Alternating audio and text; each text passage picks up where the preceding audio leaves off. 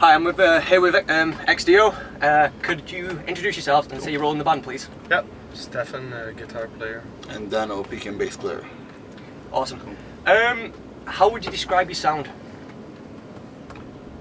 I think try and go unique with it. Actually, that's the goal, anyways. Whether or not it translates well, we try and give as much of the Roman kind of topic, which is not really done very often. So we'll try to more or less hit territory that not other bands have done before. So the goal is unique, but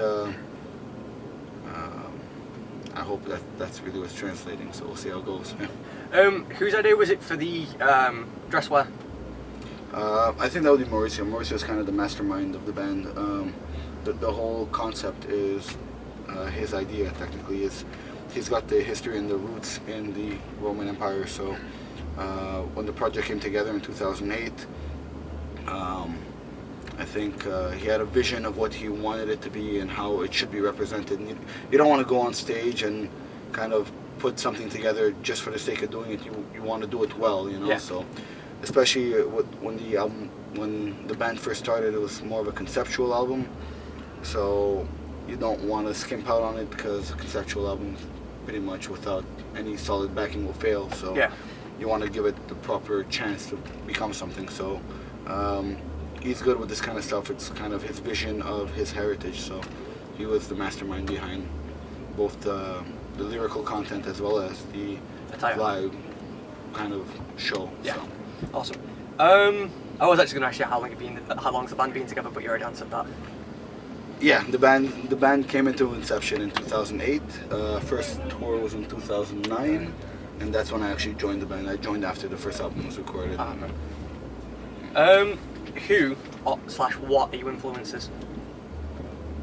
On a musical level? Yeah. I think everyone brings a little bit of their own influences to the table. So what's your own personal influences? Yeah, I mean, we all have the liberty to have the input however we feel fit, and whether or not some stuff makes the cut, that kind of goes with a little bit of back and forth.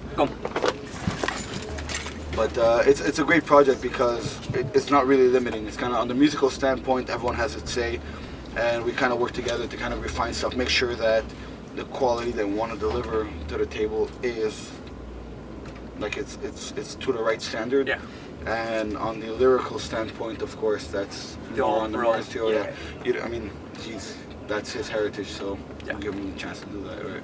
What are your influences? Music in general. I started playing music because of AC/DC. Back then, you know, and then I was like 14 years old. My older brothers were listening to that shit, so I started to listening to that, and then became Megadeth, and then it just got bigger and bigger. Yeah, exactly. Awesome. But Death and DSI, like Morbid, also at that time they were very popular, so I was really into it. Awesome. Have you had any weird fan experiences? Have we had any weird fan experiences? Weird fun? Fan. Like groupies fan experiences? Yeah. Yeah, well, we got a couple of friends that every time we hit the tours in Europe, puking. Yeah, they come down and just try and hit as many shows as they can during the tours. So on the last tour we did in Europe was in March, was on the Pagan Fest, and we were touring on the second leg of the fest, and that was with Ailstorm and a band called Lagerstein. And the Lagerstein guys are from Australia. Yeah, just a bunch of fun-loving young kids having a blast on tour. So while the rest of us are getting ready for a proper gig, they were out sitting on the floor outside of the venue with a big pot of a mix, which they called jungle juice. It was called Centurion. The game was called Centurion. Yeah, they had to like drink every minute for a shot of this jungle juice. And they mixed like vodka and fucking wine and orange juice and 7-Up. They must have been messed. And they have a program, actually, a computer program designed to like, you add a soundtrack and everything. The second shot, and everything was like programmed. Yeah, and somewhere around by half, like shot 67 or something. 67. Something along those lines. Guy just fucking puked on a girl. Yeah. What? And they have it on camera. You can see it on YouTube. Awesome. You just see him in the corner. He gets up. He's like, and just pukes on the girl's head, which That is was the highlight one of the of it. girls that were down to like one of our fans that used to come down to every show. So she was just sitting there, kind of watching the show and having a good time, and she got puked on the head. It was phenomenal. I love that shit. That's I was the just kind of gonna stuff say, that. I just found it funny. It's like it's the highlight of it. Oh yeah. Oh that's yeah, the it was highlight. phenomenal. I came down the stairs in the venue. I was like, hey, what are you guys doing in the venue? And I just saw her head and it was just like dripping. Carrots and shit. And it was a slimy orange puke, so Yummy. it Smells was bad. interesting. Yeah, it was one of the ones that I'll never forget. That's for sure. That's, oh my gosh. Any music videos in the works? Well, we did the last one with Caligula, I think, or even Paracus, I think was a lyrics video. Yeah, that's really cool. But I think for the time being, I think EX-DEO after this tour might take a step back. Cataclysm is releasing the next album, which comes out in October, so they're going to focus on that, kind of push it as hard as they can. So it's always a bit tricky when you got two bands kind of sharing a lot of the same members. You got to give both bands a chance to breathe, but also not take away from one band to let the other one kind of excel. So it's been a balancing act so far. It's been going super well. And I think the next year will be dedicated to Cataclysm, kind of pushing what they got to do, and we'll see what happens after that with EX-DEO.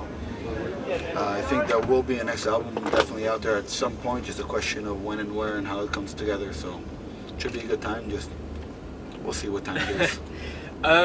Any embarrassing band practice moments? The band practice issue is a bit of an interesting one for us because Maurizio lives in Chicago, GF lives in Dallas, Texas, and the rest of us pretty much live in Montreal. So the songs get written online for the most part. Everyone kind of contributes, sends it around. So typically, before even for this album, the first time we actually played some of the songs together as a band was 2 days before the first tour we did together. Wow. Yeah, I mean, it's gotten to the point where, you know, everyone's got a life to live, and the music industry is kind of tough as it is. So we kind of rely on our musicianship of being professional, kind of everyone take care of their own stuff on their own corners, and kind of come together and make shit work. So nothing really embarrassing on that side because by the time we jam, it's kind of make or break, right? So you don't got the chance to mess it up. Well, any embarrassing gig moments then? Apart from the vomit. That was fun. There was one time in Austria, I think, where I think Maurizio came on stage. And, It was in. We'll be back next time, man. Pretty sure. Okay, it was in Innsbruck, that's right. And we had monitors in front of stage, and this was the one gig where they duct taped a set list on the monitor. So Maurizio gets on stage after we all got on. We're all super epic, trying to do our thing, try and give the best show we can to the fans or the people that are there to see the show. And he takes one step on the monitor, opens the opening line, and the set list completely rips off, and he goes down like a sack of potatoes. So, and it was like one of those funny moments where you're standing on stage, you're trying not to laugh because you know you gotta still have a show to give, and it's just like. And he was already up in like a flash.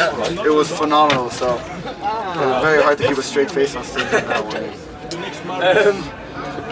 Where'd you come up with the name EX-DEO? I think that was something more on the Maurizio side of things. He wanted to give something that kind of had an impact, as well as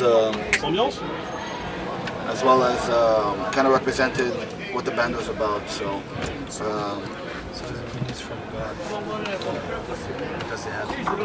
Shut the fucking door, dickhead. Thank you, guys. No problem, man.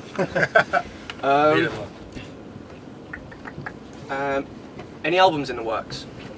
There will be one in the future, I'm sure. Just a question of when and what and how.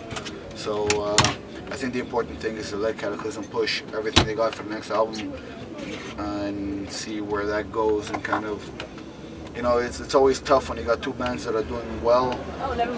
At a certain point they end up clashing with each other, so you gotta let both bands kind of go as what they gotta do. And then stick the case somewhere. So see what it gives. And we always have like riffs. You're good? With, you know, Yeah. like Jeff and myself, we have riffs in the bank, so whenever we have to work on a new album, we just come together. So you always got something stored for. Exactly, yeah, everything. What's it like been on the road with Nile? Terrible. They drink all our beers.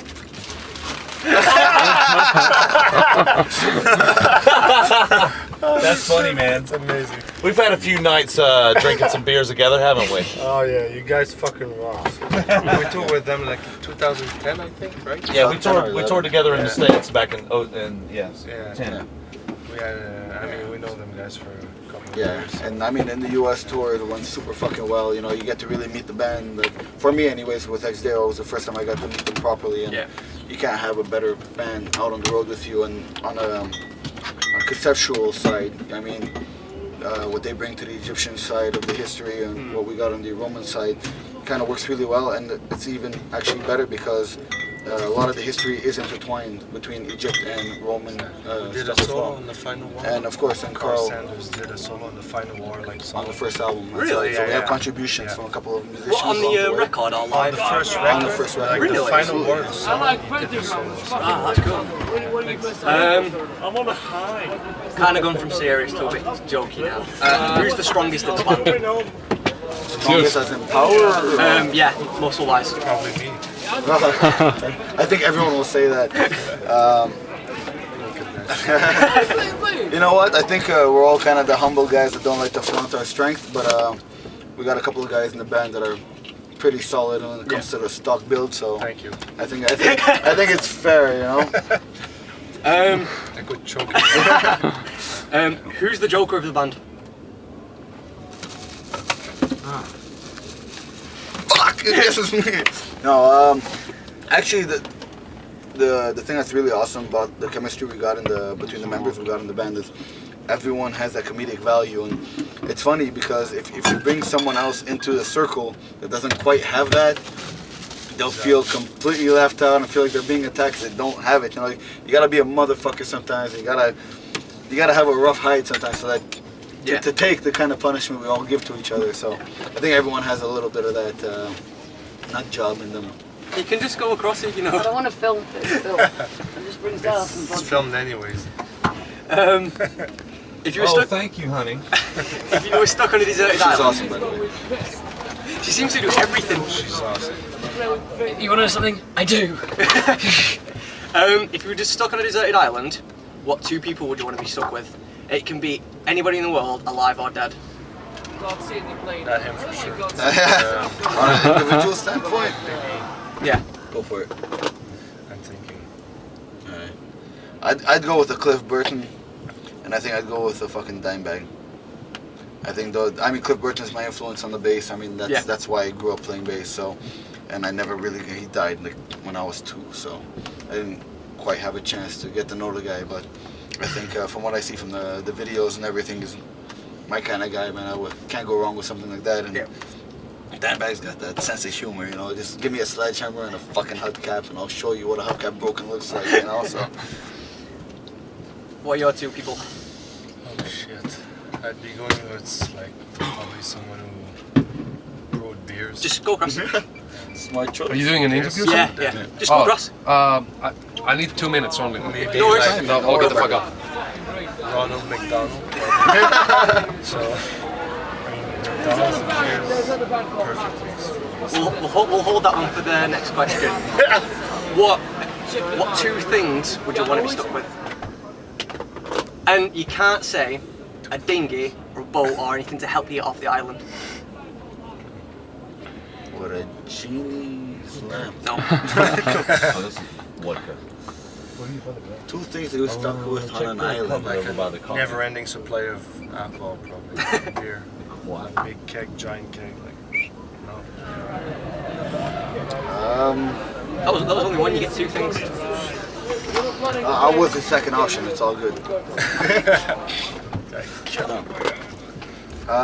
That's a tough one, actually.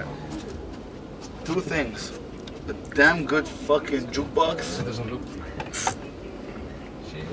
With like all Rick James songs. Nothing wrong with Rick James. Yeah. Sexy hair, man. Can't go wrong, man. And yeah, definitely some kind of fucking party vibe booze going on. Yeah, definitely booze and some Rick James. Awesome. Right. thanks for this. These have I've been Dan, and these have been EX-DEO. Rock and roll, man. See you later. Cheers.